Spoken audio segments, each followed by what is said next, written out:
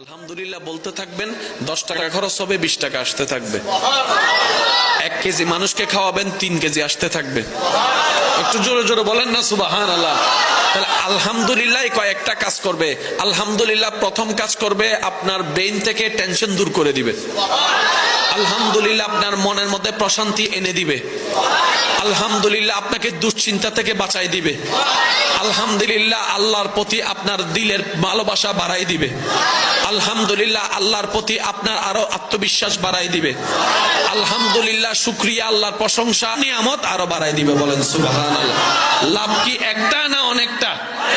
জোরে বলেন, লাভ কি একটা না অনেকটা? তাহলে আলহামদুলিল্লাহর ভিতর লাভ আছে না নাই? আস্তাগফিরুল্লাহর ভিতর লাভ আছে না নাই?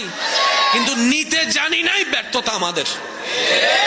দেনেওয়ালা দিয়ে রেখেছেন, আমরা নিতে জানি নাই, নেওয়ার জন্য আগ্রহ করি নাই। আপনি সব বাদ দেন না।